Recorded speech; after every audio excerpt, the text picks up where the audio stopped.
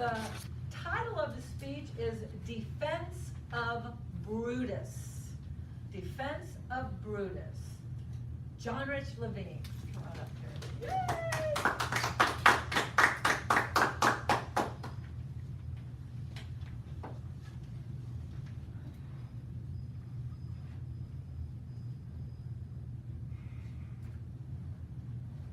For sheer eloquence, for oratory on the grandest scheme, I think that Act 3 of Shakespeare's Julius Caesar is hard to match.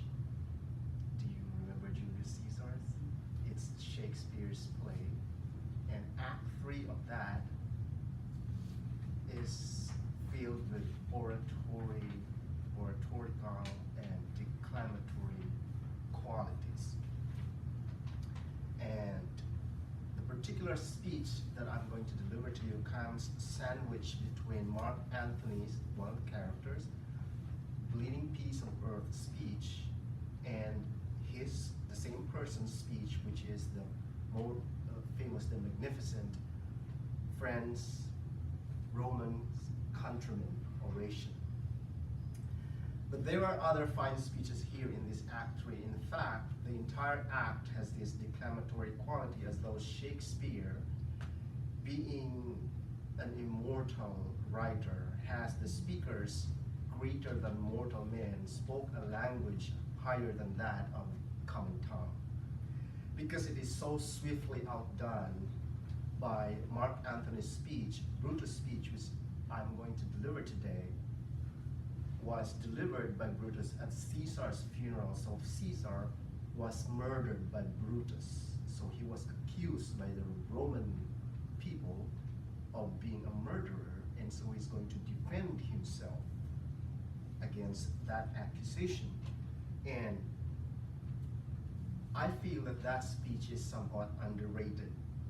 It is a marvelous speech, for one, starting off with an appeal to reason and order, as you can see later on, but ending on an exhortative, almost indignant manner. The Roman people's regard for their civic freedom has been played on this particular very short speech.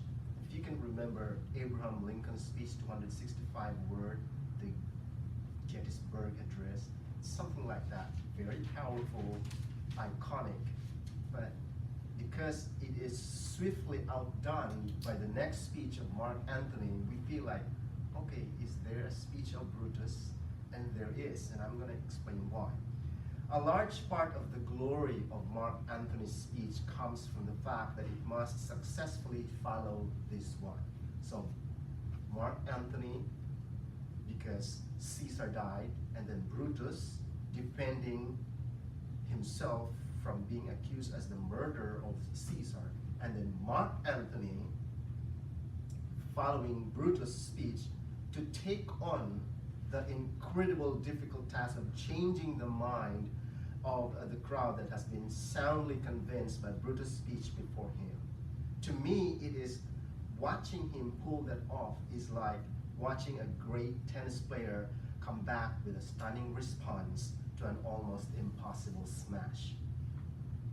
As someone who's always loved public speaking and who have spent a little over a year in Toastmasters Club in absentia, I've always loved this interplay of reasoning, and it's always represented to me a magnificent and sublime ideal of what a great public speaker should be like. This speech, Brutus' speech, and the one that follows it, which is Mark Antony's speech, is part of the reason I became a Toastmaster. Here is the speech.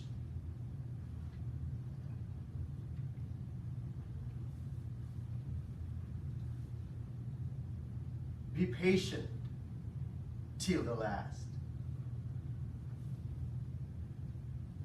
Romans, countrymen, and lovers, hear me for my cause, and be silent, that you may hear. Believe me for mine honor, and have respect me for mine honor, that you may believe. censure me in your wisdom, and awake your senses, that you may the better judge.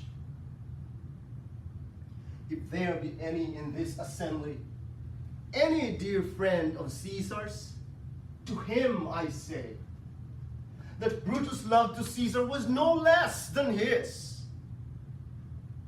And then that friend might demand why Brutus rose against Caesar.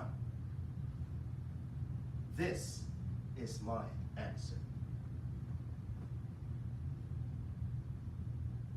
Not that I love Caesar less, but that I love Rome more.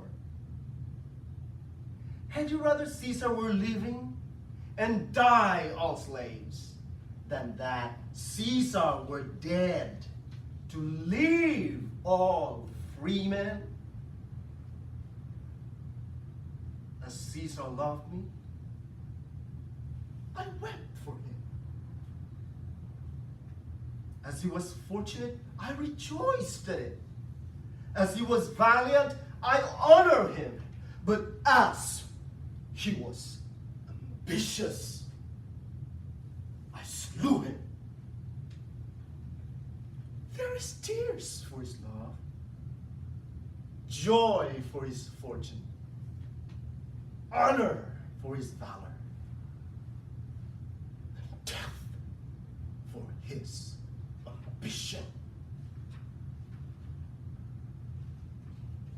Who is here so base that would be a bondman? If any, speak. For him have I offended. Who is here so rude that would not be a Roman? If any, speak. For him have I offended. Who is here so vile that would not love his country? If any, speak. For him have I offended. I pause for a reply.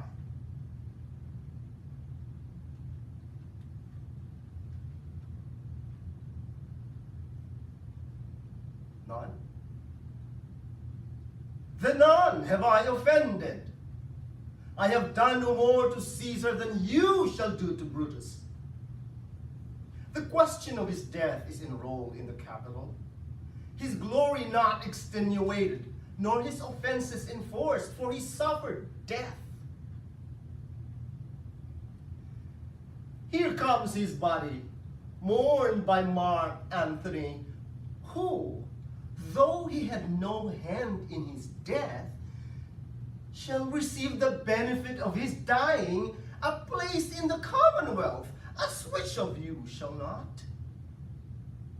With this I depart, that as I slew my best lover for the good of Rome, here I have the same dagger for myself, when it shall please my country to need my death.